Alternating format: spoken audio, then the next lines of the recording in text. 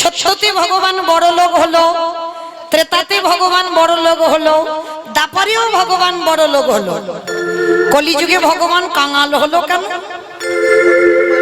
কি গো মা, অসুবিধা হতো বড় লোক হলে ভগবান? কিসের জন্য 24 বছর বয়সে বাবা সবকিছু ত্যাগ করে দিই একেবারে ভিক্ষার ঝোলাটা সম্বল করে দাঁড়ে দাঁড়ে নগরে নগরে ভিক্ষা করে বেড়াচ্ছে কেন?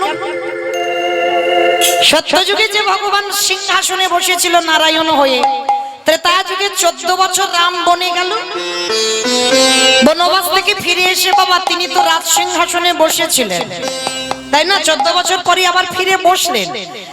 আবার দেখেন ভগবান কৃষ্ণ সে তো মথুরার রাজা, দ্বারকার রাজা, বৃন্দাবনেরও রাজার ছেলে, কিন্তু কলিযুগের ভগবান আপনাদের আমাদের জন্য, আমাদের মতো পাপাচারী, অত্যাচারী, ব্যভিচারী, দুরাচারী মানুষদের জন্য ভগবান কাঙাল হলো কেন? আর শুধু কাঙাল হলো নয় মা, ভগবান হয়ে জীবের দাঁড়ে দাঁড়ে বাবা যে হরিনাম নিচ্ছে তাকে দিচ্ছে, যে নিচ্ছে না তার হাতে ধরে পায়ে ধরে বলছে তোরা একবার হরিনাম কর, তাতেও হলো না, ভগবান ধুলাই গড়াগড়ি দিয়ে বলছে তোরা একবার কৃষ্ণ বল। আচ্ছা মা, ভগবান ধুলা মাখবে কেন? যিনি বিশ্বের স্রষ্টা মালিক ভগবান, যার কোনো কিছু অভাব নাই, তিনি আজকে ধুলা মাখবে কেন? ভগবান ধুলাটা তো এমনি এমনি মাখেনি, মাখছে কেন জানো? যুগ ধর্ম প্রবর্তক নাম সংকীর্তন, চারি ভাব ভক্তি দিয়া না চাই ন ভুবন, আপনি ভক্ত ভাব করি অঙ্গীকার, আপনি না করলে ধর্ম জীবের শিখানো না যায়, আপনি আচরি ধর্ম জীবের শিখায়, এই তো সিদ্ধান্ত গীতা ভাগবতে গায়। এই মতো কলিকালে প্রথম সন্ধ্যায় অবতীর্ণ হলেন কৃষ্ণ, আপনি নদী আয়। তাহলে কি বুঝলাম কথাটাই? ভগবান নিজে ভক্ত ভাব নিয়ে এসেছে, নিজেই কিন্তু কৃষ্ণ। আমরা সবাই জানি বাবা মহাপ্রভু তো তিনি কৃষ্ণ, তাহলে কৃষ্ণ হয়ে কৃষ্ণ বলে কাঁদবে কেন? যে ভগবান রাধারানীকে বামঙ্গ থেকে সৃষ্টি করলো, সেই ভগবান রাধা বলে কাঁদবে কেন? ওই যে বাবা শ্লোকে দেখালো, নিজে আচরি ধর্ম জীবেরই শিখায়, নিজে না করলে ধর্ম জীবকে শেখানো না যায়। ভগবান নিজে ধর্ম করে সমাজকে শিখিয়েছে, যার জন্য ভগবান ছোট বড় বিচার করছে না, সবার পাদ ধুলাই গড়াগড়ি যাচ্ছে কেন? মহাপ্রভু সমাজকে শেখালো, ওরে কলির জীব, তোরাও যদি সাধুগুরু ব্রাহ্মণ বৈষ্ণব দেখিস, তাদের চরণ ধুলাই লুটিয়ে পড়। গুরুজনদের সম্মান করতে শেখ, গুরুজনদের যে কিভাবে কথা বলতে হবে সেগুলো শিখতে হবে। তাহলে ভগবান হয়ে ধুলা মেখেছে কেন মা? এই কথাটা আমাদের খুব জানা দরকার। কেন মাখলো জানো ধুলাটা? শুনে নাও। আচ্ছা মা, সকাল হয়েছে, সকালবেলা ঘুম চোখটা খুললাম, আর ঘুম চোখটা খুলে বাবা সকালবেলা একটা খুব ভালো কাজে যাব, শুভ কাজ, আর পাশ বাড়ির সঙ্গে আমার খুব ঝগড়া, মানে ঝগড়া বলা ভুল, মানে এত ঝগড়া থানা পুলিশ মামলা চলছে। আচ্ছা মা, সকালবেলা শুভ কাজে বার হব, স্নান টান করে ভালো পোশাক পরে সবে একটা পা বের করেছো, সেই শত্রু সামনে পড়ে গেছে। ভালো করে বুঝে সুঝে উত্তর দেবে কেমন? তাহলে শুভ কাজে যাচ্ছ, শত্রু সামনে পড়েছে, ভালো করে বলেন বাবা প্রণাম করে তবে তাকে যাবেন কি মা? যাবো আরো মাথায় হাত দিয়ে সকালবেলা ওখানে বসে পড়বো, হায় হায় আমার দিনটা মাটি হয়ে গেল, কারণ শত্রুর মুখ দেখলাম, মানে আজকের আমি যে কাজে যাবো আমার যাত্রা অশুভ হয়ে যাবে। কি বাবা এটাই আপনারা আমরা সবাই বলবো তো? কেন? শত্রু মানে ওর মুখ দেখে গেলেই আমাদের যাত্রা অশুভ হবে, কিন্তু না, এইখানে একটা শিক্ষার ব্যাপার আছে বাবা, মনে রাখতে হবে সবাইকে। এমনি এমনি যুধিষ্ঠির মহারাজ বাবা সশরীরে স্বর্গে যায়নি, অর্জুন যেতে পারলো না, ভীম যেতে পারলো না, নকুল সহদেব যেতে পারলো না, দ্রৌপদী পঞ্চসতীর মধ্যে একজন সতী, তিনিও যেতে পারলো না, কিন্তু যুধিষ্ঠির মহারাজ গেল কেন? তার প্রত্যেকটা পা ফেলা বাবা ছিল ধর্মের পথ, ধর্ম ছাড়া কোনোদিন অধর্ম করেনি, যার জন্য যুধিষ্ঠির মহারাজ একা গিয়েছিল। তাহলে এই জায়গাতে ভালো করে অনুভব করতে হবে, সে যদি তোমার বয়সে গুরুজন হয়, সে যত বড় শত্রু হোক, সকালবেলা তুমি একটা শুভ কাজে যাচ্ছ, যদি গুরুজন সামনে পড়ে যায়, শত্রু হলেও তার পদধূলাটা তোমার নিতে হবে।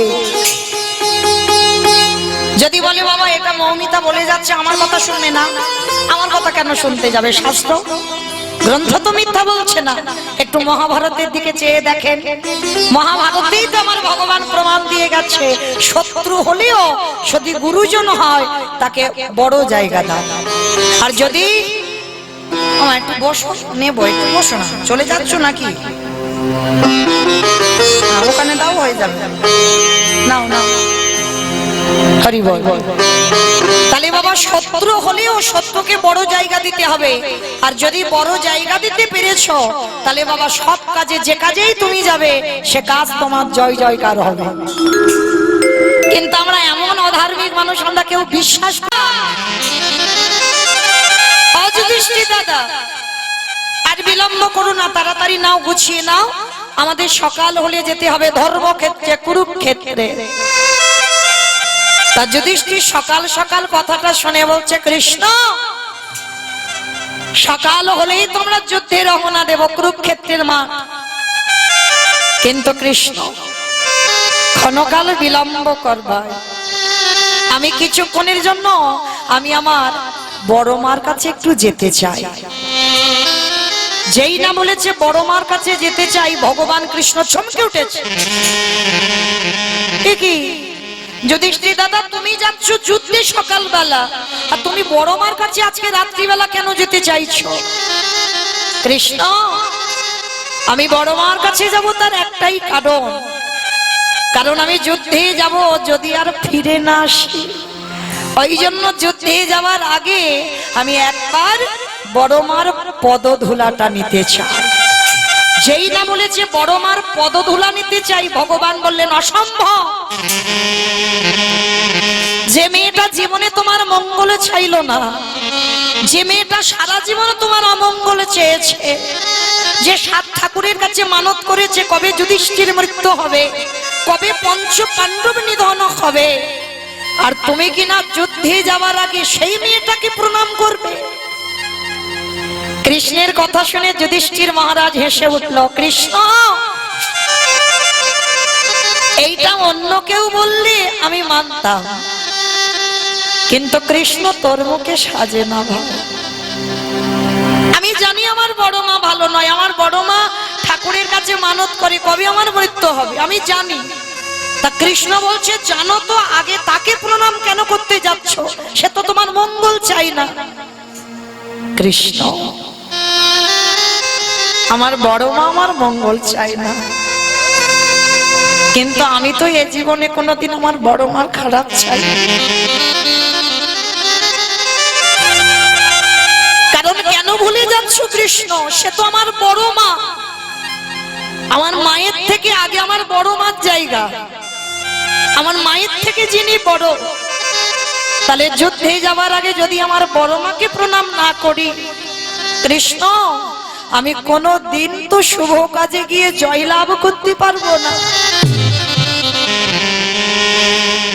ভগবান বলে উঠলেন, বেশ, তবে শোনো, যাচ্ছ যাও, তবে কিন্তু দেরি করবে না, কেমন? প্রণাম করেই তুমি চলে আসবে। যুধিষ্ঠির মহারাজ বলে উঠলেন, বেশ। রাধে। ভক্তচরণে আমার একটা নিবেদন, আমি বলছি বলে কেউ কিছু মনে করবেন না। কীর্তন চলাকালীন বাবা আপনারা কেউ কিছু দান করবেন না, এইটুকু আপনাদের কাছে আমার নিবেদন। কীর্তন সমাপ্তি আপনাদের চরণে আমি দাঁড়াবো, তখন আমার গোবিন্দ সেবায় কিছু দিও, কিন্তু কীর্তন চলাকালীন কেউ আসবেন না, আর কেউ হরিবাসরে কিছু দান করবেন না। নিতাই গৌর প্রেমানন্দে হরি বল, হরি বল। আমি বললাম বলে বাবা অপরাধ নেবেন না, হরি বল। তা যুধিষ্ঠির মহারাজ যেই না কৃষ্ণের কাছ থেকে আজ্ঞা নিয়ে আজকের বড় মাকে প্রণাম করতে যাচ্ছে, আর বড় মা তখন কোথায় জানো? রাতের অন্ধকারে জানালা দরজা সব বন্ধ করে। ভাবেন মায়েরা, একটা ছেলের মা নয়, 100 ছেলের মা। সেই 100 ছেলের মা বসে বসে কাঁদছে আর বলছে, কৃষ্ণ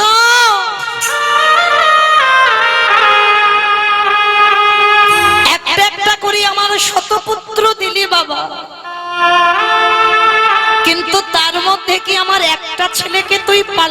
কৃষ্ণ ভক্ত করতে। 99টা ছেলে খারাপ করে দিতে পারতিস, তুই তো পারতিস একটা ছেলেকে আমার ভালো করে দিতে, তাও তুই করলি না। বসে বসে মা কাঁদছে, কেন কাঁদছে গো? এ জগতে সন্তানের মঙ্গল হবে না অমঙ্গল হবে, সবার আগে এই মার হৃদয়টা জানতে পারে যে আজ আমার ছেলের ভালো হবে না আজ আমার ছেলের মন্দ হবে। বুঝতে পেরে গেছে বাবা, আজকের আমার 100টা ছেলে সকালবেলা যুদ্ধে যাবে, ওরা কেউ আর ঘরে ফিরবে না। আর মা গান্ধারী কাঁদছে, আর সেই সময় যুধিষ্ঠির এসেছে, দরজা ধাক্কা দিয়ে ডাকছে, বড় মা। ভালো করে ভেবে দেখেন বাবা, যে বড় মা সব সময় ঠাকুরের কাছে কাঁদে কবে যুধিষ্ঠির মরবে, সেই যুধিষ্ঠির যুদ্ধে যাওয়ার আগে বড় মার কাছে যাচ্ছে। ও বড় মা, বড় মা কে? যুধিষ্ঠির কণ্ঠস্বর। তাড়াতাড়ি করে দরজাটা খুলে দেখে না যুধিষ্ঠির দরজায় দাঁড়িয়েছে। কি চাস? কি চাস? কেন এসেছিস সেখানে? চলে যা বাবা, একবার যদি আমার দুর্যোধন তোকে দেখে এক্ষুনি তোকে বধ করে দেবে, পালিয়ে যা। বড় মা, তোমার দুর্যোধন আমায় মারবে না, কেন জানো? এখন আমি তার দাদা আছি, এখন আমি তার শত্রু হইনি। কাল সকালে যখন যুদ্ধে নামবো, ভাইয়েরা 100 জন আর আমার ভাইরা আমরা 5 জন যখন যুদ্ধক্ষেত্রে দাঁড়াবো, তখন আমরা শত্রু হব। কি চাস? কেন এসেছিস রাতের অন্ধকারে আমার কাছে? বড় মা, জীবনে তো তোমার কাছে কিচ্ছুটি চাইনি, আজ আমি তোমার কাছে একটা জিনিস চাইবো, তুমি দেবে। কি চাস? কি নিবি বলে রাতের অন্ধকারে এসেছিস না? আগে ত্রিসত্য করো, আমি চাইলে দেবে। আরে বাবা, আমার কাছে যদি থাকে তো দেব, আর যদি না থাকে আমি তোকে দেব কি করে? আছে, আছে বড় মা, তোমার কাছে আছে বলেই তো তোমার কাছে এসেছি। বেশ, যদি থাকে আমার কাছে আমি তোকে দেব, বল কি চাস? ওগো বড়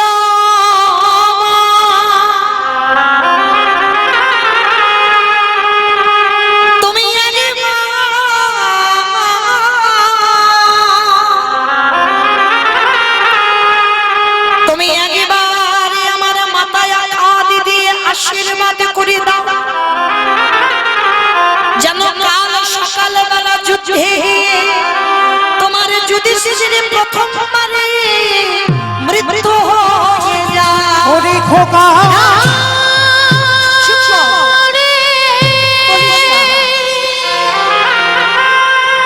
তুই এমনি করি বলিস না,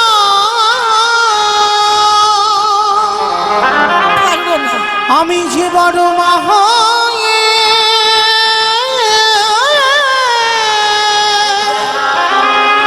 সহিতে পারিব না।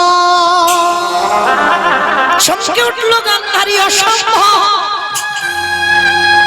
আমি মা হয়ে তোর মাথায় হাত দিয়ে বলবো যেন কাল যুদ্ধে তোর মৃত্যু হোক। খোকা, বড় মা, আজ কেন তুমি ভেঙে পড়ছো? বড় মা,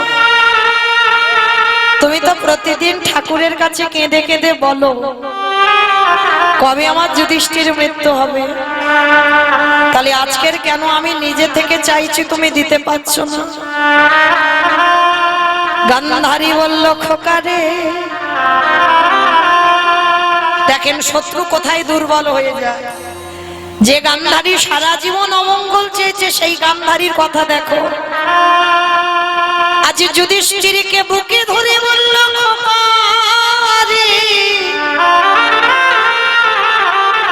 যে বড় মা জীবনে তোর ভালো চাইলো না, যে বড় মা ঠাকুরের কাছে মানত করেছি, কবে যুধিষ্ঠির মৃত্যু হয়ে যাবে সেই বড় মা জীবনে প্রথমবারে তোর মাথায় হাত দিয়ে আশীর্বাদ করে দিল। কি আশীর্বাদ দিলে বড় মা? ওরে যথা ধর্ম ওরে যথা জয় রে, ওরে অধরে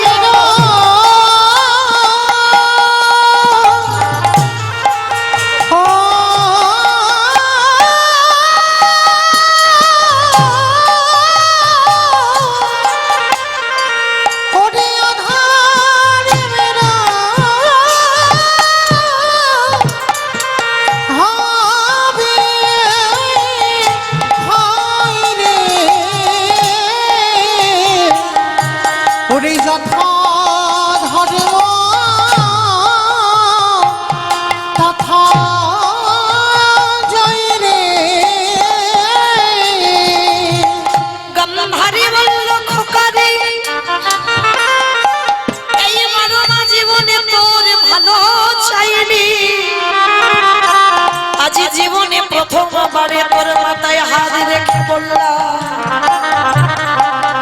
যে পক্ষে আমার কৃষ্ণ ওরে সে পক্ষের কি ওরে অপমৃত্যু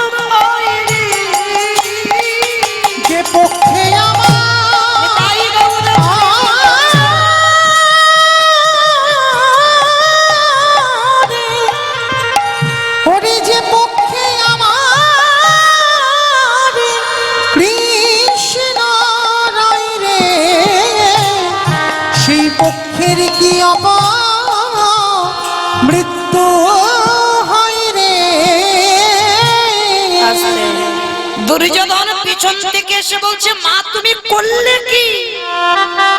তুমি তোমার ছেলে মনে করে শত্রুকে আশীর্বাদ দিলে। গান্ধারী বলল খোকা রে আমি জানি ওটা যুধিষ্ঠির এসেছে, কিন্তু মা তুমি ওকে কি আশীর্বাদ দিলে? বলে ঠিকই তো দিলা। ওরে যে যে যাদের সাথে আমার কৃষ্ণ থাকে এই পৃথিবীতে তাদেরকে কোনোদিন পরাজিত করা যায় না। তাই আমি তোর মা হয়ে বারে বারে বারণ করলাম ওই রক্তের খেলা তুই খেলিস না বাবা। কিন্তু তাতেও কি শোনে বাবা? দুর্যোধন অহংকারী ছেলে, আর অহংকারী যারা হয় কারোর কথাকে গুরুত্ব দেয় না। সে যেটা মনে করবে ঠিক। তার দুর্যোধন তেমনই একজন ব্যক্তি বাবা, কোনোদিন কারোর কথা শুনলো না। এমনকি জানো যেদিন যুদ্ধে গেল নিজের বাবা মাকে প্রণাম পর্যন্ত করে গেল। কি গো? আর এরা পাঁচ ভাই সব থেকে বড় শত্রু। যুদ্ধে যাওয়ার আগে বড় জ্যাঠামশাই আর বড় জেঠু জেঠিমাকে প্রণাম করে তবে গেছে। হ্যাঁ গো, এদের জয় হবে নাকি ওদের জয় হতে পারে? সে যে যতই হোক না কেন বাবা, কোনো শুভ কাজে যাবার সময় গুরুজনদের পদধূলা নিতে হবে। আজকের ভালো করে তাকিয়ে দেখে যাদের সঙ্গে কৃষ্ণ বর্তমান, কি প্রয়োজন ছিল গান্ধারীর পদধূলা নেবার? ভগবান যুধিষ্ঠির দ্বারা সমাজকে শিখিয়ে দিল মহাভারতে। ওরে কলির জীব ভালো করে তাকিয়ে দেয়, সব থেকে বড় শত্রু তার পায়ের ধুলা নিল, আর নিল বলে পঞ্চ পাণ্ডব জয়ী হয়ে ফিরে এলো। কিন্তু মনে রাখতে হবে মা একটা কথা, সংসার সুখের হয় পুরুষের গুণে। পুরুষের গুণে? ও মা হাসছো কেন? মানে কি ভুল বললো? ঠিক বলেছে? আমার ভুল বললো? ভুল বললো। কি হবে জানো? রমণীর গুণে। বেশ দেখেছ, এটা খনার বচন না? সংসার সুখের হয় রমণীর গুণে। কিন্তু এই যে এত বড়াই করে বলছো রমণীর গুণ, রমণীর গুণগুলো দেখাতে তো হবে। কি বাবা? একটা পরিবার, কৃষ্ণ ভক্তের পরিবার কিন্তু কোনো পুরুষ পারবে না, একটা নারী পারবে। নারী হচ্ছে সংসারের শক্তি, আর ঘরের নারী যদি ঠিক হয় সে সংসারটাকে বাবা কৃষ্ণ ভক্তের পরিবার হতেই হবে। আর নারী যদি বাবা নড়বড় করে বাবা, সে পরিবার জীবনে কোনোদিন কৃষ্ণ ভক্তের সংসার হবে। যদি বলো কেন, এই যে আমি কথাগুলো বলবো মা, একটু মন দিয়ে শুনবে কেমন। একটা নারী কি না করতে পারে, এই নারীকে বাবা কেউ দুর্বল মনে করো না। এরা লাগলে রাখতে পারে, মারলে মারতে পারে। নারী সাধনা, নারী ভজনের, নারী আরাধনা। নারী শুধু ভোগের সম্পদ নয়। কেউ যদি মনে করে বাবা নারী ভোগের, ও তার কাছে ভোগের সম্পদ হয়, কিন্তু নারী সাধনা করতে হয়, নারী ভজন করতে হয়। করেছিল বাবা দেখেন চণ্ডী ঠাকুর, রামীর চরণ ভজন করে পেয়ে গেল গোবিন্দ চরণ। বিল্লমঙ্গল করেছিল বাবা চিন্তামণি, একজন পতিতা নারীর চরণ সেবা। বাবা শ্রাদ্ধে বসেছে, সে চিন্তামণি ছাড়া কিছু জানে না। কেন? চিন্তামণির চরণে আত্ম নিবেদন করে দিয়েছিল, আর সেই চিন্তামণির চরণ সেবা করে গোবিন্দ চরণ পেয়েছে।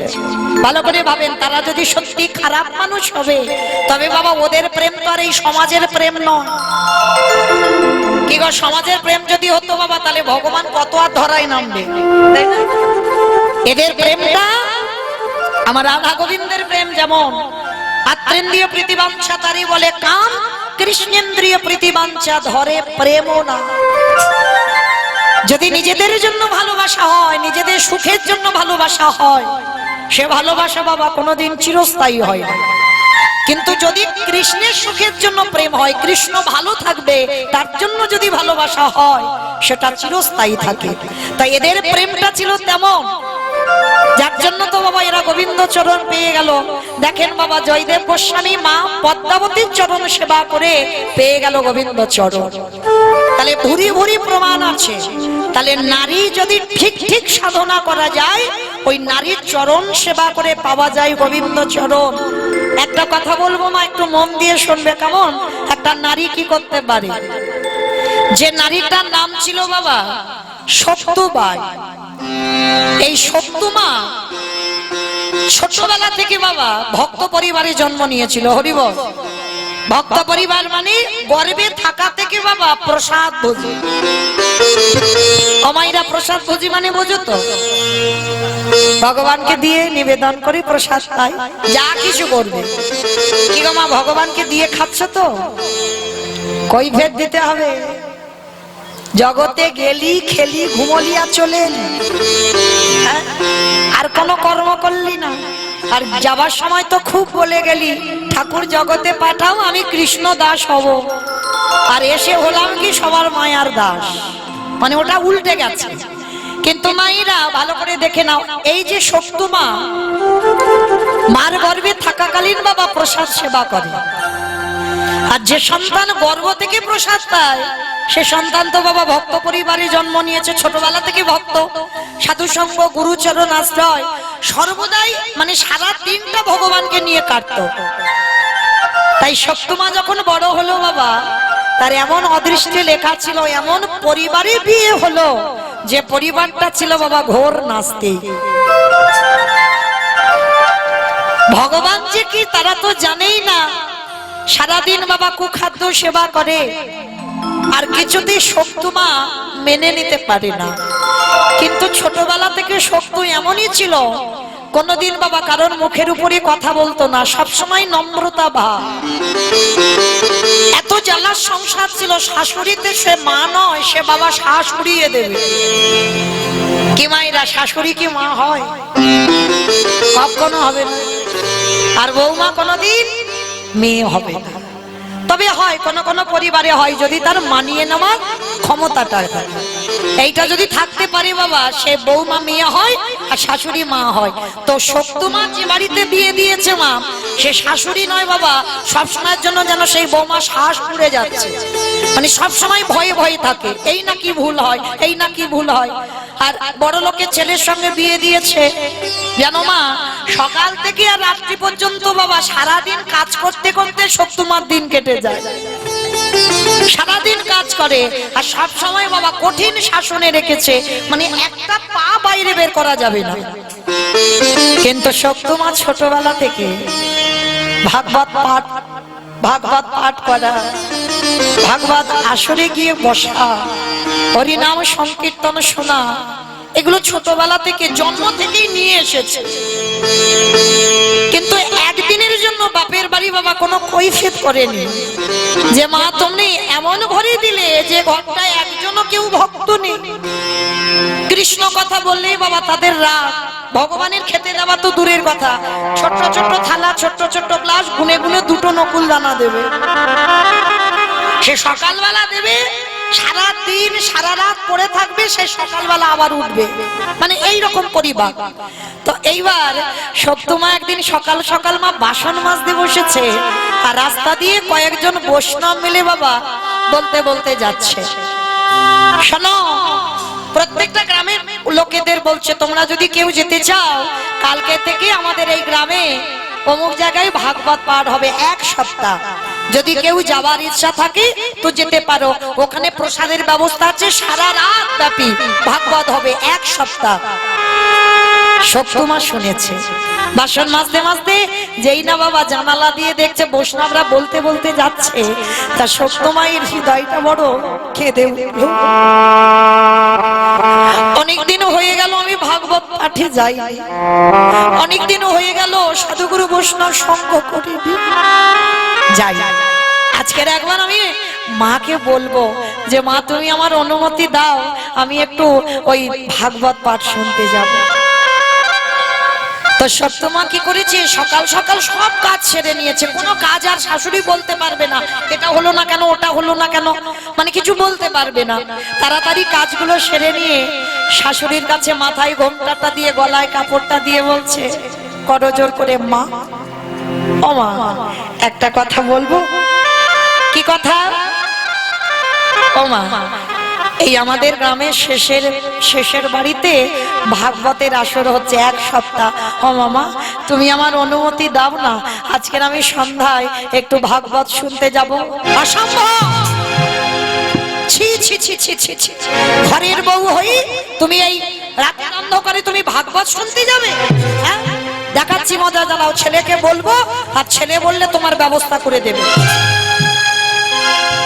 এমন শাশুড়ি মা, যেই না ছেলে এসেছে ছেলের কানে এমন করে লাগিয়েছে মা, ছেলে আগু পিছু কিছু বিচার করলো না, কিন্তু কথা শুনলো না, বউয়ের কাছ থেকে সঙ্গে সঙ্গে বেতের বাড়িটা দিয়ে শক্তকে বেতটা ঘাত করলো, দূর হয়ে যা, বেরিয়ে যা, এত বড় স্পর্ধা, তুই আমার বাড়ির বউ হয়ে তুই যাবি ভাগবত আসরে? হ্যাঁ এত মারা মেরেছে বাবা, শাশুড়ি আর স্বামী দুজনে মিলে মেরেছে, সর্বাঙ্গ থেকে বেত্রাঘাতের এত রক্ত ঝরে ঝরে পড়ছে।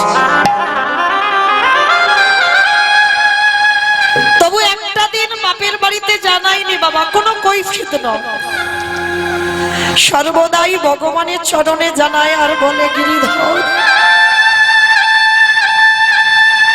আমি জানি যেটা তুমি করো সেটা তুমি ভালোর জন্য করো, জানি না এটা আমার কি ভালো, আমি ছোটবেলা থেকে তোমার চরণ আশ্রয় করেছি, তুমি ছাড়া আমি জীবনে কিছু জানি না, আর আজকের এমন বাড়িতে আমার বাবা মা বিয়ে দিল, সকাল থেকে রাত্রি পর্যন্ত কাজ করতেই হয়, আর একটু কিছু বাবা পান থেকে যদি চুন ঘষে পড়ে অমনি আমাকে মারে, বসে বসে রাত্রিবেলা কাঁদছে, বলো না ঠাকুর আমি কি অন্যায় করেছি, একবার তুমি দেখা দাও না। গিরিধর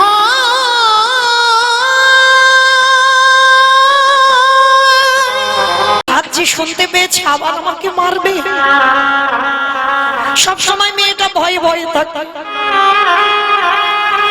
মাথায় ঘুমটা দিয়ে যেই না দরজাটা খুলে দিয়েছি,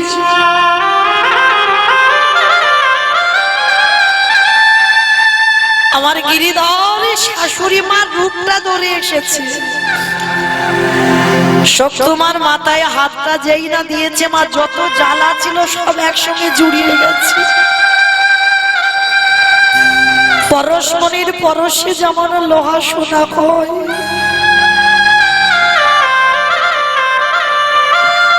আমার গোবিন্দ পরশে জগতে না জানে কি না হয়, সব জ্বালা যেই না জড়িয়ে গেল, শাশুড়ি মা রূপ ধরে আমার গিরিধর বলছে বৌমা আমি আমার ছেলে দুজনে মিলে তোমায় মেরেছি, ব্যথা লেগেছে?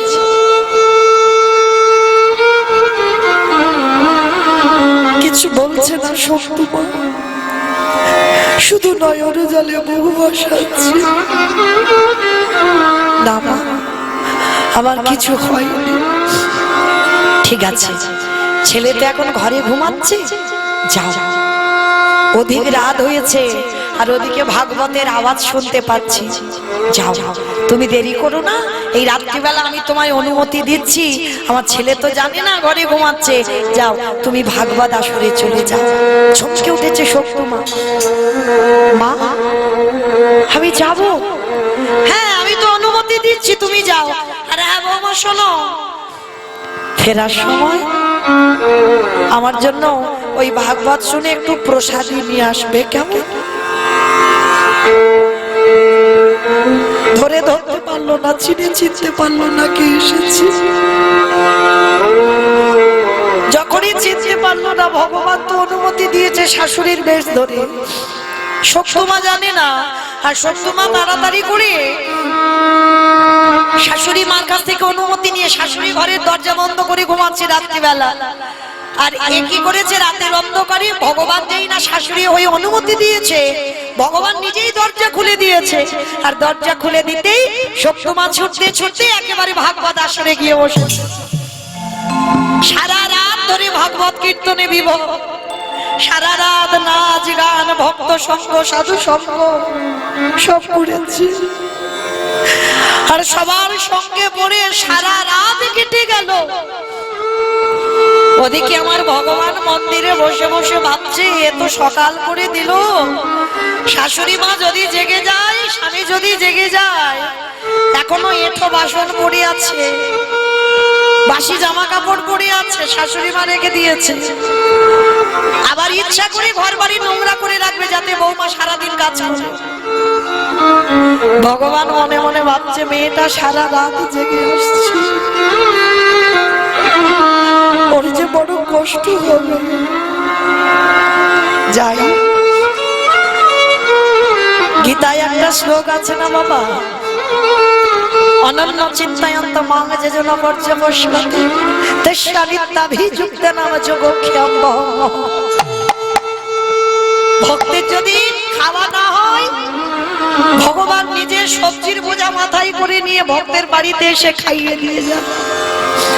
যোগক্ষেম বহম, ভক্তের বোঝা আমার ভগবান নিজে মাথায় করে বয়ে বেড়ায়। তো আজকের ভগবান কি করেছে, শক্তিমার হয়ে নিজের হাতে সেই এঁঠো বাসন গুলো নিয়ে যে ভগবান নিজে মাজছে। সকালবেলা এসে কাজ করতে হবে, জামা কাপড় কাচতে হবে, ভগবান নিজে জামা কাপড় গুলো কেচে দিয়েছে। সকাল হলে এক্ষুনি তো ঘর বসতে হবে, আগে থেকে ভগবান সমস্ত রেডি করে দিয়েছে। বিছানা ঘর বাড়ি পরিষ্কার করে দিয়েছি, আর শক্তিমাকে এসে কোনো কাজ করতে হবে না। আর এদিকে সকাল হয়ে গেছে, শাশুড়ি দেখেছে বাসন পড়ে আছে, শাশুড়ি দেখছে পড়ে আছে, কিন্তু ভগবান তো করে রেখে দিয়েছে। শক্তিমা তো এসে দেখবে সবকিছু রেডি হয়ে আছে। এবার সকাল হয়ে গেছে, সকাল হতে ভাগবত শেষ হয়েছে, শক্তিমা ছুটতে ছুটতে আসছে। আর এসে যেই না দাঁড়িয়েছে বাবা, শাশুড়ি মা বেতের বাড়ি নিয়ে দরজার ধারে দাঁড়িয়ে আছে। আর শক্তিমা তো জানে না, ও জানে শাশুড়ির অনুমতি নিয়ে গেছে, কিন্তু ওটা যে গিরিধর ছিল সেটা তো বুঝতে পারেনি শক্তিমা। এইবার দরজা ধারে যেই না শাশুড়ি বেতের বাড়ি নিয়ে দাঁড়িয়ে আছে, আর এসে শক্তিমা তাড়াতাড়ি করে মাকে আগে প্রণাম করে বলছে, মা, বাবা, জানো আজকের আমি সারা রাত খুব নেচেছি, গেয়েছি, কত ভক্ত ছিল, কত সাধু সঙ্গ করেছি, কত সুন্দর ভাগবত পাঠ করেছে। মা, তুমি বলেছিলে না প্রসাদ আনতে, এই নাও তোমার জন্য প্রসাদ এনেছি। ছি ছি ছি ছি ছি ছি, সারা রাত তার মানে তুই বাইরে ছিলি? এত বড় সাহস, তুই আমার আদেশ অমান্য করে, আমার আদেশ ছাড়া তুই বাইরে পা দিয়েছিস? চমকে উঠলো শক্তিমা। মা, এটা আপনি কি বলছেন? আমি তো আপনার অনুমতি নিয়ে গেলাম, আমি তো যেতে চাইনি। আপনি তো রাত্রিবেলা গিয়ে আমাকে বললেন যা, আমি ছেলেকে বলবো না। কি বললি? এত বড় মিথ্যা কথা, এত বড় মিথ্যাবাদী। আমি ঘরে ঘুমাচ্ছিলাম আর তুই আমার নামে বদনাম দিচ্ছিস। ছেলেকে ডেকেছে, আবার ছেলে মা দুজনে মিলে শত্রুকে বেত্রাঘাত করছে, শত্রুমাকে দূর হয়ে যা, বেরিয়ে যা। গিরিধর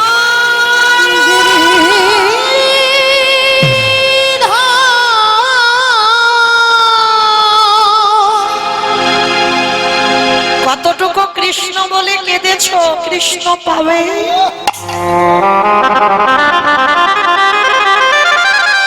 ভগবান পেতে গেলে বাবা আগে কাঁদতে শিখতে হবে। ভগবান তো একটা জায়গায় দুর্বল হয়ে যায়, ভক্তির চোখে শক্তমাকে এত মার মারছে, কোনো প্রতিবাদ নয়, শুধু করজোর করে দাঁড়িয়ে বলছে গিরিধর আমি বুঝেছি ওটা আমার শাশুড়ি ছিল না, ওটা তুমি ছিলে। ও সকালবেলা মার খাইয়ে হয়নি, ওই জন্য আবার ফিরে পরের দিন সকালবেলা মার খাওয়া।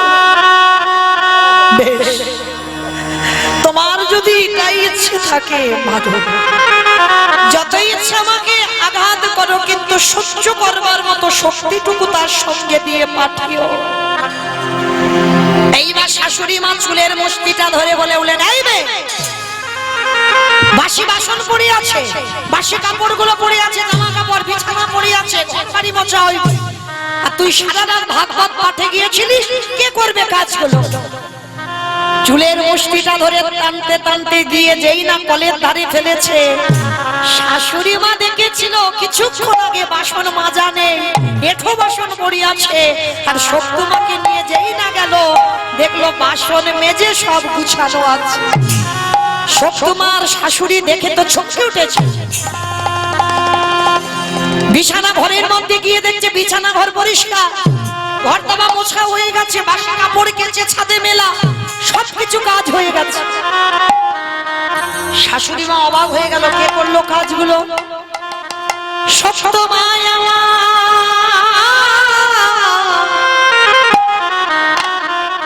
নয়ন জলে কাঁদিয়ারে বলে,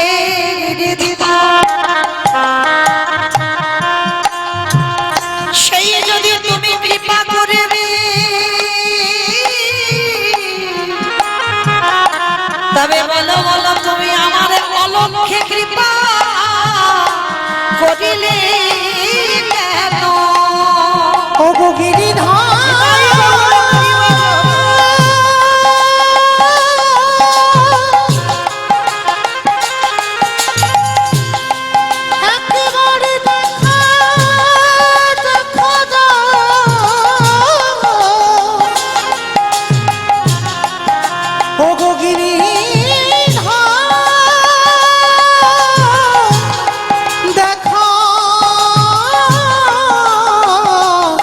দেখা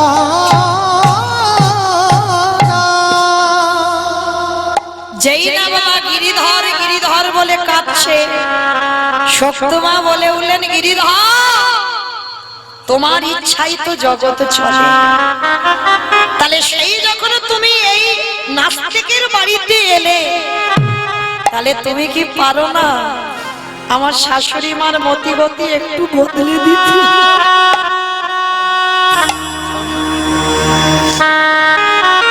তুমি কি পারো না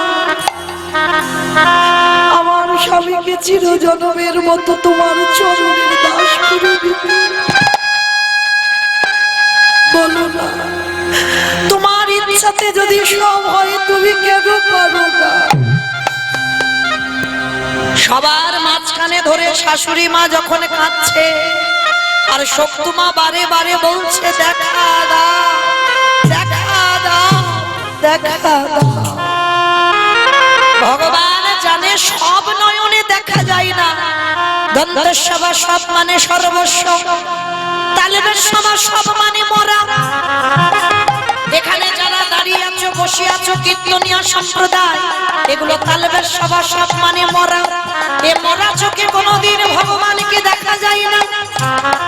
তাহলে কি করব? ভগবান মনে মনে ভাবছে, আমি যদি দেখা না দিই তাহলে তো এরা শক্তিমান উপরে আরো অত্যাচার করবে, আমাকে দেখা দিতে হবে। এইবারে ভক্তবাৎসল্য ভগবান, যেই না শাশুড়ি একটা স্বামী শক্তিমাকে মারছে, ওই তারপরে বাঁকা হাতে মুরলি ধরে দাদা দাদা এসেছে। বুঝি ভক্তি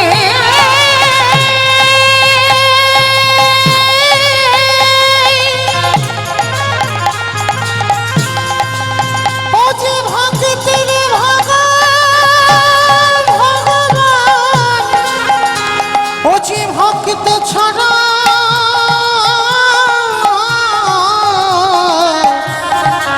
কিছু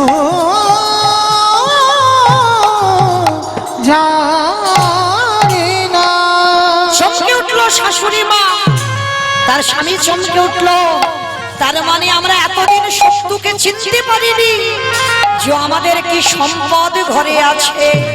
সবাই মিলে আমার গিরিধরের চরণে লুটিয়ে পড়লো, আর ভগবানের কৃপায় শত্রুমার আশীর্বাদ দেওয়া স্বরূপ তার স্বামীকে ভক্ত করে দিল, আর তার শাশুড়ি মাকে চিরজন্মের মতো ভগবানের চরণের দাস করে দিল। তাহলে ভালো যদি বাঁচতে হয় মা, সময় থাকতে থাকতে গোবিন্দ চরণ একটু আঁকড়ে ধরো। শিশুকালে কৃষ্ণ ভজে কৃষ্ণ পাবার আসে, কৃষ্ণ পাওয়ার আসে। যৌবন কালে কৃষ্ণ ভজে আসিবা না আসি, আসিবা না আসে। অগবৃদ্ধ কালে কৃষ্ণ ভজে জমেরো তহরসি। ভজন যদি করতে হয় সকাল সকালে ভজন করো। এই জায়গাটা বাবা খুব মন দিয়ে শোনো মা। কুড়ি ফুলে গোবিন্দ সেবা হবে না বাবা। কুড়ি ফুল কি গোবিন্দ চরণে দেওয়া যায়? যায় না। আর কুড়ি ফুল সম আমাদের দেহতত্ত্বে বলছে বাল্যকাল। এই বাল্যকালে ভজন হয় বাবা, ঠিক তৃপ্তি পাওয়া যায় না। দেখবেন ছোট ছোট ছেলে মেয়েরা যখন হরিবাসরে বসে, ভাগবত আসরে বসে, কত কি তৃপ্তি পায়, তারা কিছু অনুভব করতে পারে। ওইটা কুড়ি ফুল সেবাই লাগছে না। আর বাসি ফুল তো লাগবেই না বাবা। বাসি ফুল সম দন্ত পড়ে যাবে, মাথা রেখে সে সব পেকে যাবে, শরীরের চামড়া লাগা হবে, ভগবানের চরণে বসলে শরীর অলস হবে। ওই সময়ে ভগবানের সেবা পূজা হবে না। ওটা হচ্ছে ঝরা ফুল। ও ফুল যদিও দাও, ভগবানের সেবায় লাগছে না। তাহলে সেবা দেবে কোন ফুল? আজকের গাছে ফোটা ফুল। আর আজকের ফোটা ফুল সম আমাদের যৌবন কাল। এই যৌবন কাল মানে কোনটা বোঝালো বাবা? যেদিনে দাঁড়াবার ক্ষমতা থাকবে, যেদিনে দুটো হাত গোবিন্দ চরণে তুলসী দিতে পারবে, যেদিন তুমি নয়ন ভরে ভগবানকে দেখতে পাবে, যেদিন তুমি কান দিয়ে কৃষ্ণ নাম শুনতে পাবে, যেদিন চরণে দুখানা দিয়ে আমার গোবিন্দের তীর্থস্থানে যেতে পারবে, সেই সময়কালটাকে বলছে যৌবনকাল। আর আমার ভগবান এই যৌবনকালটা খুব ভালোবাসে বাবা। যখন শরীরের ইন্দ্রিয়গুলো সতেজ থাকবে, কেন সতেজ থাকলে যতটা সেবা করে তৃপ্তি পাবে, আর যখন শরীর আর চলবে না মা, তত কি তৃপ্তি পাওয়া যাবে? যার জন্য আমার গোবিন্দ যেদিন বৃন্দাবন ছেড়ে মথুরায় চলে গেল, রাধারানী কেঁদে কেঁদে বলেছিল, সজনী রে, আমার গোবিন্দ যে ব্রজ ছেড়ে মথুরায় চলে গেল, যেদিন আমার বধূ ব্রজে আসবে, ললিতা আমি কি দিয়ে গোবিন্দে আমি সেবা দিব। যেদিনই আমার বধূ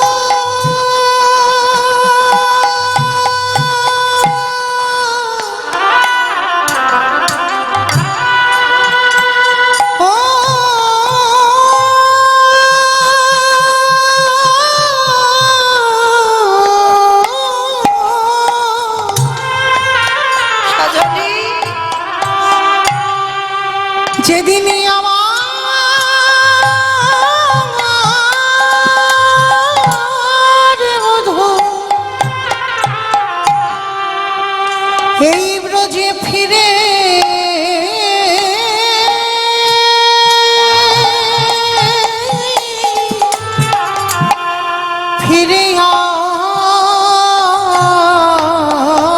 আসবে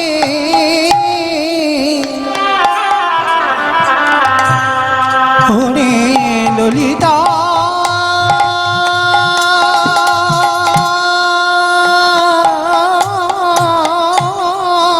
ভজনের সময় বয়ে গেলে আর ভজন হলো না। ওরে সজনী আমার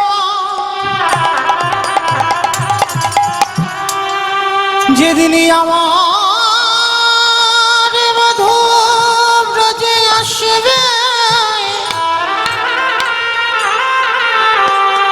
সেদিনই আমার দেহ নিতাই গৌর প্রেমানন্দে হরি বল, হরি বল, হরি বল। এই দেহ যৌবন যদি ফুরাই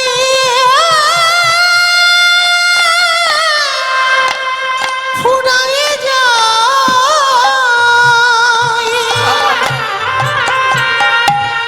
সেদিনে কি দিয়ে আমার বধূ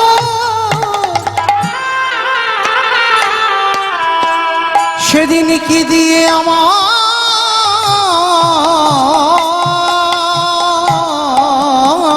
বধূ বধূর ছড়া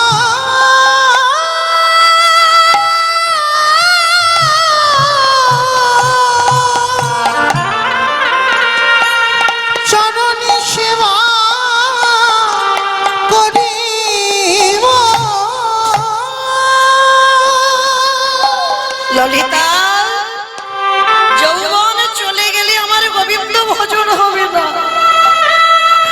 তাহলে বলে যেদিন আমার বধূ ফিরবে আমি কি দিয়ে সেবা দেব? তাই সবাইকে এই কথাগুলো বুঝতে হবে মা। যোগ একবার আসে, আর এই যোগ যদি বিয়োগ হয়ে যায় আর যোগে ফিরে আসে না। বলা তো যায় না আবার যে মনুষ্য কুলে আসবো, বলা তো যায় না যে দুটো হাত দিয়ে কৃষ্ণ ভজন করব। তাহলে যোগ যখন এসেছে বিয়োগ যাতে না হয় তার জন্য সময় থাকতে থাকতে ভজন করো। আর ভালো যদি কাউকে বাঁচতে হয় আমার গোবিন্দ চরণ আগে আঁকড়ে ধরো। কেন জানো? পৃথিবীতে সবার ভালোবাসায় বাবা স্বার্থ খুঁজে পাবে, কিন্তু আমার ভগবানের ভালোবাসায় কোনো স্বার্থ পাবে না। দেখবে মা, যদি একদিন সন্ধ্যা দিতে ভুলে যাও, কোনো আত্মীয় বাড়িতে যাও, ভগবান প্রতিবাদ করবে না সন্ধ্যা দিলি না কেন।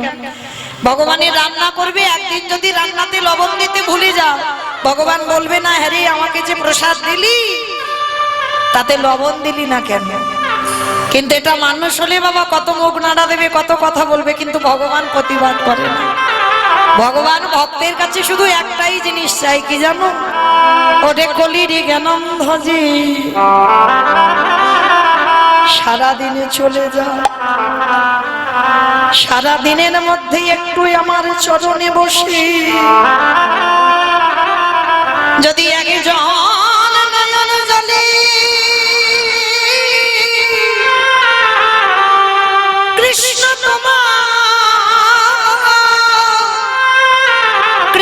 তোমার হলাম বলে যদি নয়ন জলে বক্ষ জোগালে ভাসাতে পারি, আমার ভগবান কি করে জানো?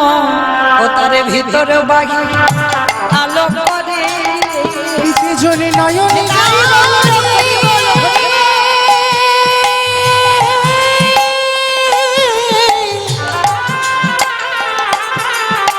যে জনে নয়ন জলে একেবারে ডাকিতে পারে ভিতরে বাহি আলো করে।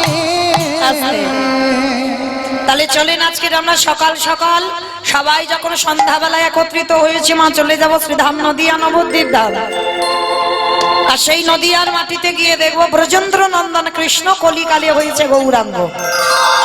সত্যতে নারায়ণ, ত্রেতাতে রাম, তারপরে কৃষ্ণ, কলিতে হলো গৌরাঙ্গ। প্রভু যেদিন নদিয়ায় এসেছিল নদিয়ার ভাবটা কেমন ছিল জানো? বৈষ্ণব মহাজনেরা বৈষ্ণব পদ লিখেছে বাবা, কত সুন্দর কথা দেখো।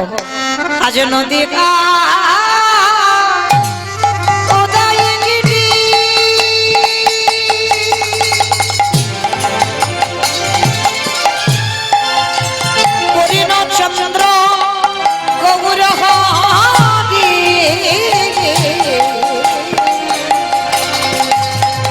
নদিয়ায় উদয়গিরি।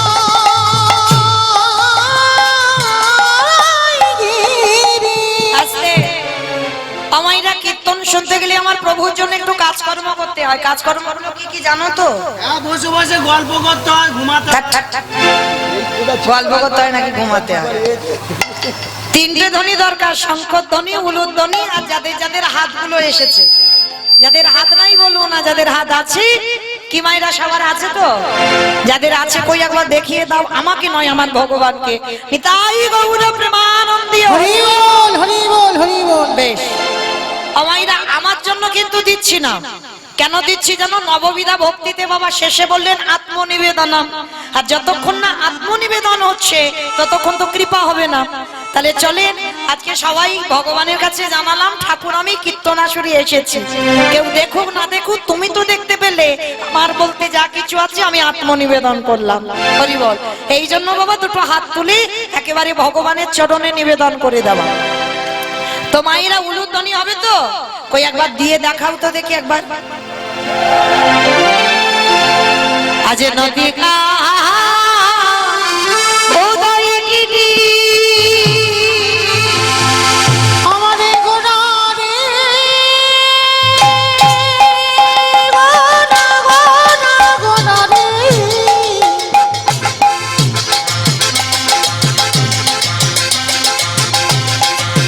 আমারে গোড়া গোড়া গোড়া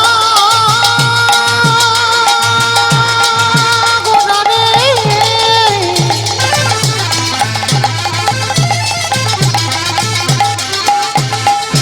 ওই নদীয়ার চাঁদ গোড়া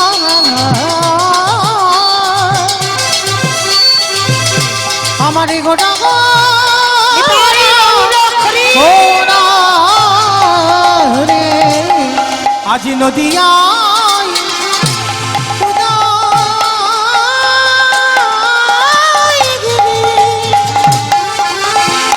আরে পূর্ণ চন্দ্র আমারে গৌর হরি কৃপা করি হইল কৃপা করে হইল উদয় কৃপা করে হইল উদয় বলি সোনার নদিয়ায় গৌর দয়া খোলা সোনার নদী আতে গৌরী উদয় হলো ওই নকলির জীবে উদ্ধারিতে সোনার নদী আতে উদয় হলো হরির দেবী উদ্ধারিতে নদী আতে উদয় বলি হলো রাধে দয়া করো নদী আতে উদয় হলো নদী আতে উদয় হলো নদী আতে উদয় হলো কৃপা করে হইল উদয়। আস্তে কৃপা করে করুণা করে নদিয়ার ভাবকাকাশে ব্রজেন্দ্র নন্দন কৃষ্ণ গৌর হলো। এইবার বাবা আমি একটা কথা বলবো। সমবেত শ্রী কৃষ্ণ অনুরাগী গৌর অনুরাগী মাতৃমণ্ডলী পিতৃমণ্ডলী আহুত অনাহুত ভাগত এই গ্রামবাসী বৃন্দ, যারা আমার রাধা গোবিন্দে, যারা আমার গৌর নিতাই রাতুল চরণ আশ্রয় গ্রহণ করেছেন, তাহাদের সবাকার চরণে রইল আমার কোটি কোটি দণ্ডবত।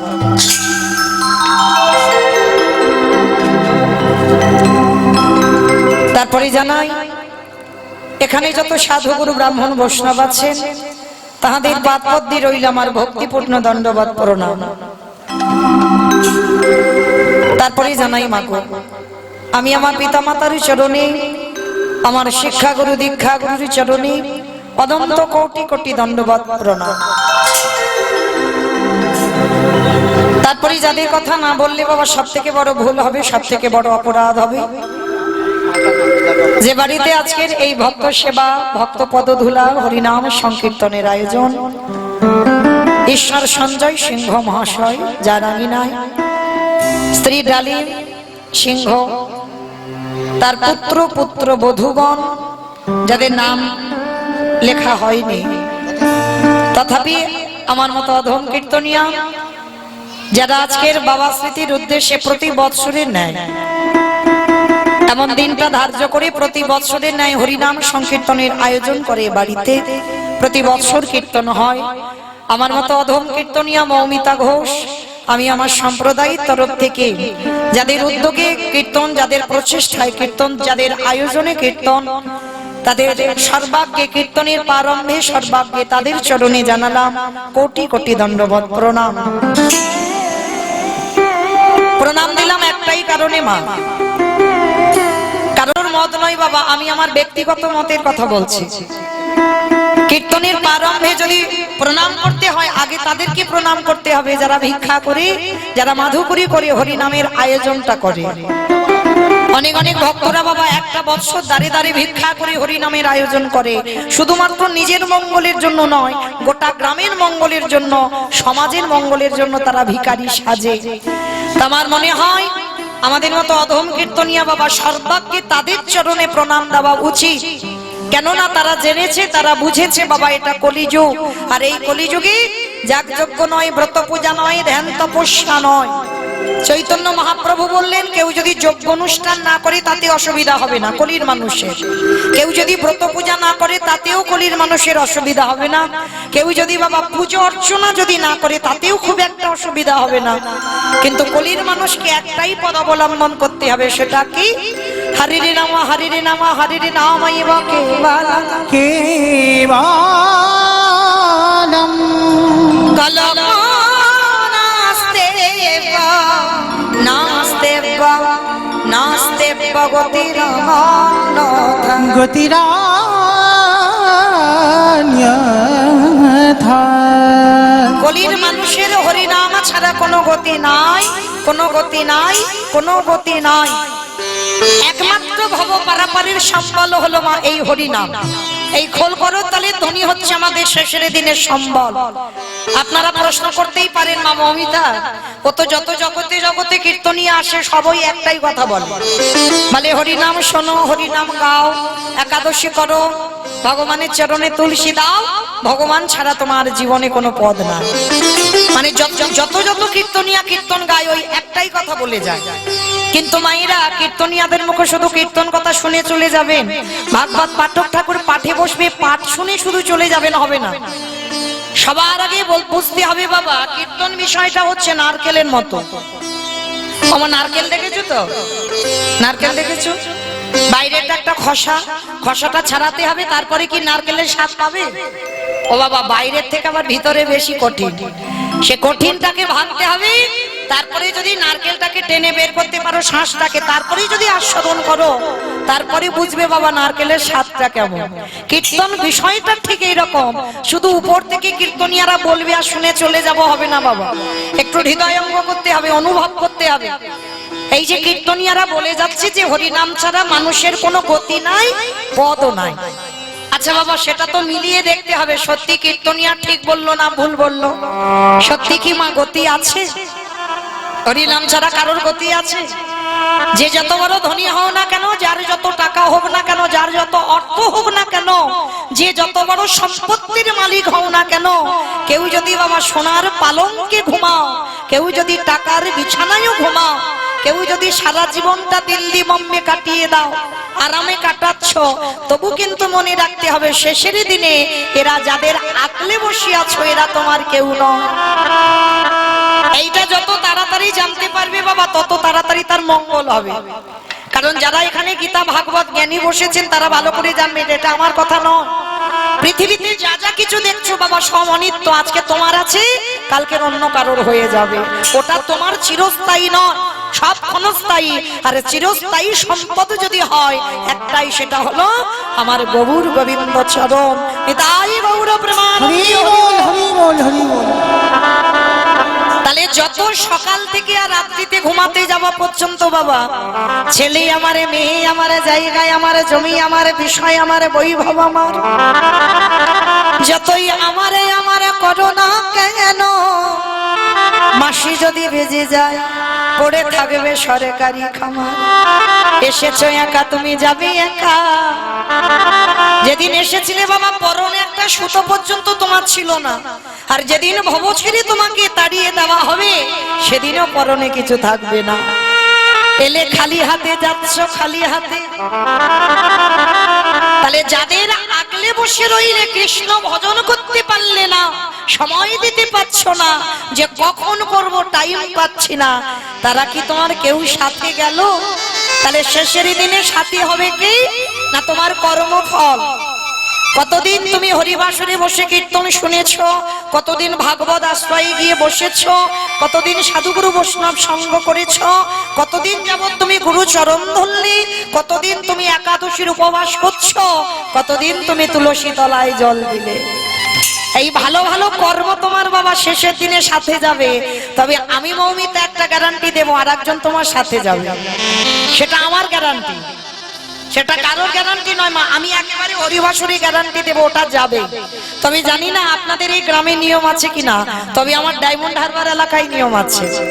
মানুষ মরে গেলে কিছু সাথে দাও বা না দাও, সে বড় লোক হোক আর গরিব হোক বাবা, যার বাড়িতে আছে তো খুব উত্তম, আর যার বাড়িতে নাই দুটো জিনিস ভাড়া করতে হবে, একটা হলো খোল আর একটা হলো করতা।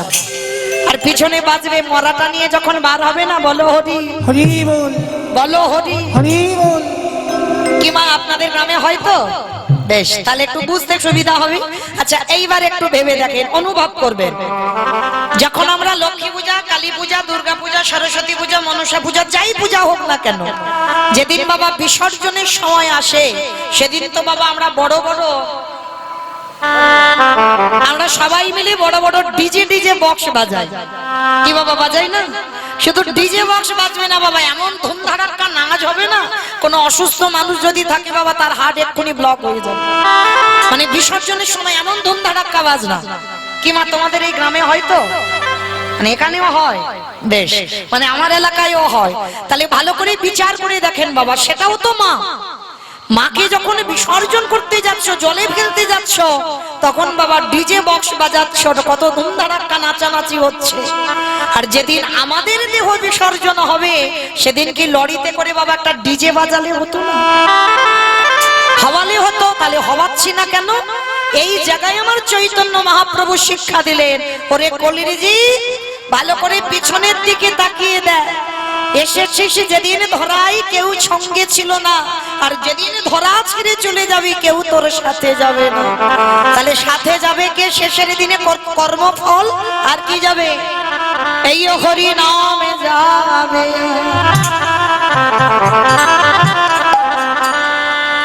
আমাদের পচা দেখো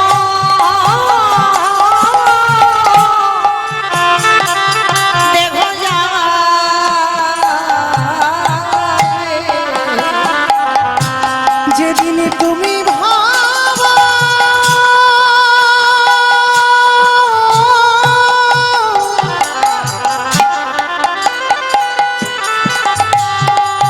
যেদিন তুমি ভাবো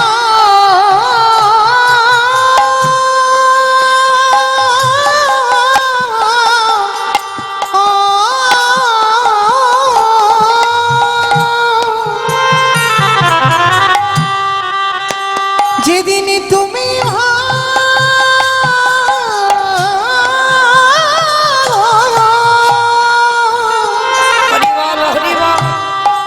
ওই ভাব করে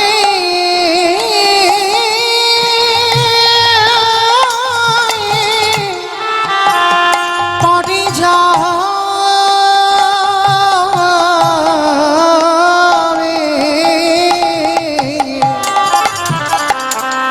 ওরে সেই দিন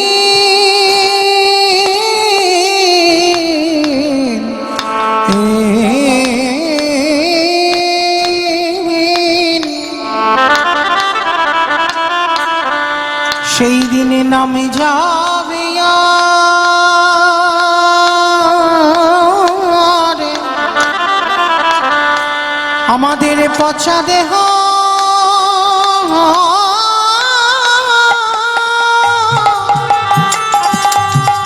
দেহ যাবে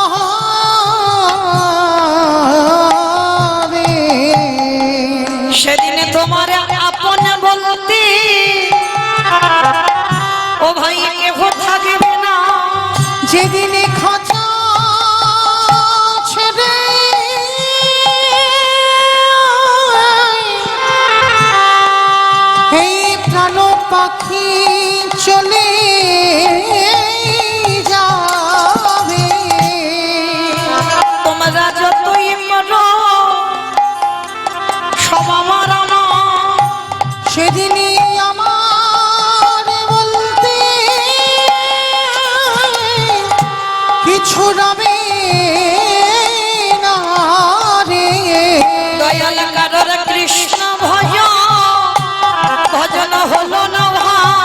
আমি রাজি মেনে এলাম, আমি রাতে মেনে গেলাম। এ দয়া মায়া পারে ঘাটটাতে দাঁড়ায় রইলাম। আমার কেশে ধরে একেবারে টেনে তোলো। এ দয়া মায়া আমার মতো অযোগ্য আর কেহ নাই দয়া। তোমারই ওই চরণে ঠাই দাও হে, তুমি জানো চরণে ছাড়া করুণা দয়া। তোমারই ওই চরণে জানাইয়ে রাখিলাম। তুমি জানো চরণে ছাড়া ছাড়া করো না হে। উলুধ্বনি মায়ের একটু প্রেম সে আমারই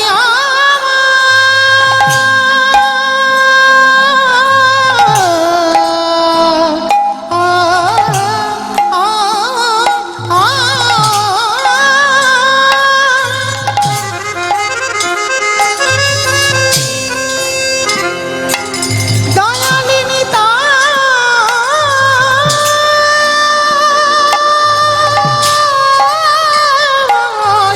হরি বল হরি বল। নিতাই চাহ। ওই নদিয়া নবদ্বীপ মাঝে জীবের হাতে ধরে পায়ে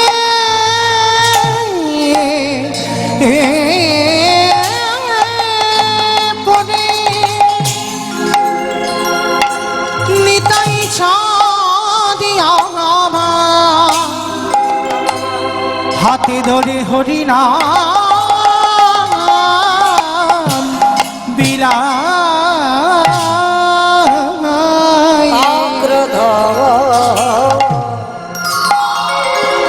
অগ্রধ পরমা পরমানন্দ। প্রভু আমার নিত্যানন্দ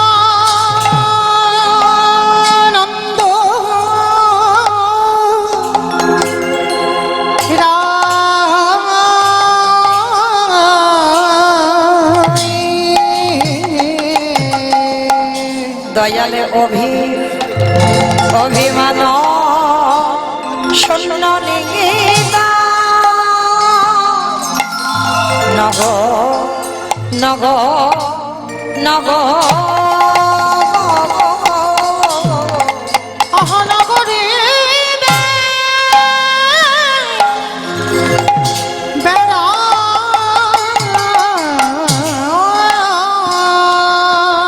প্রভু আমারে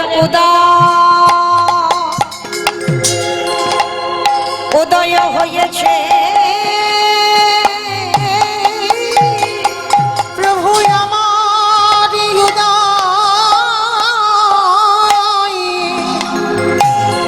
হয়েছে।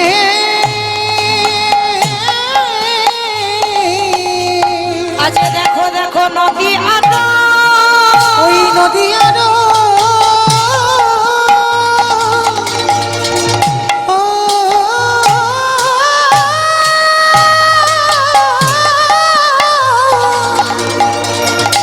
ওই নদীয়ার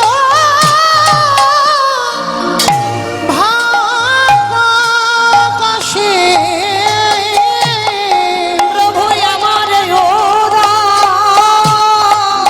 উদয় হয়েছে। তোমরা যে দেখো দেখে না তোমরা যে দেখনি দেখে না আমার আনন্দ নবগতন যে দেখনি দেখে না আমার আনন্দ নবগতন তোমরা যে দেখনি দেখে না আমাদের হয় বাকি না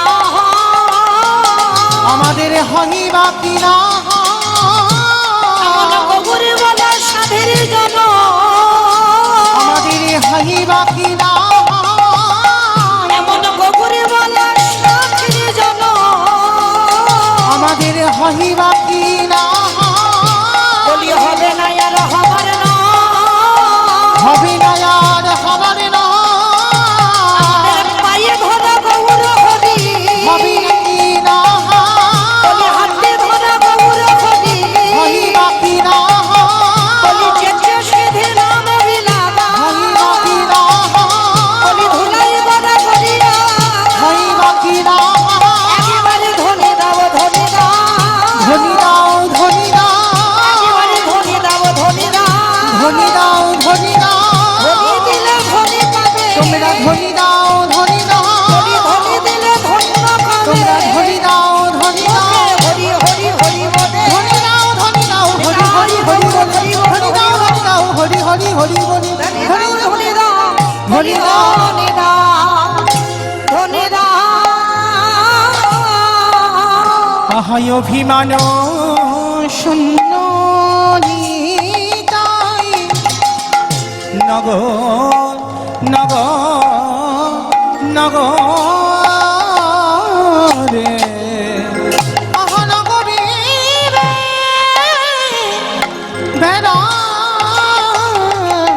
বেড়াই ঈশ্বর পরম কৃষ্ণ ঈশ্বরে পরম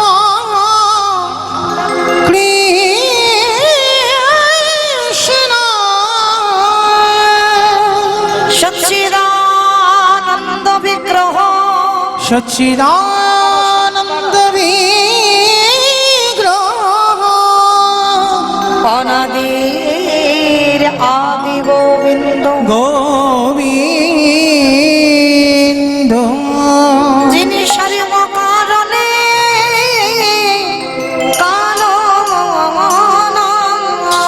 যিনি সর্বকারণে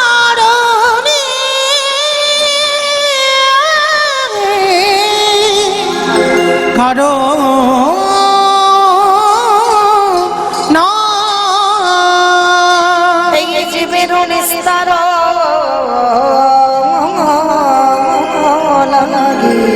নিস্তার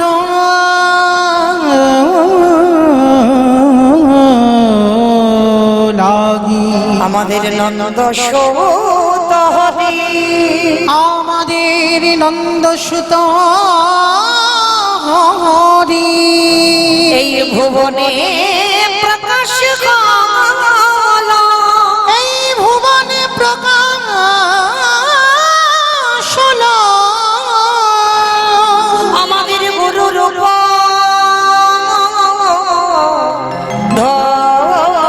ধরি আমাদের গুরু রূপ ধরি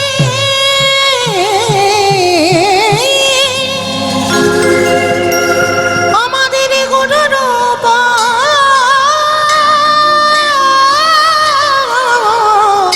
ধরি আমাদের গুরু রূপ ধরি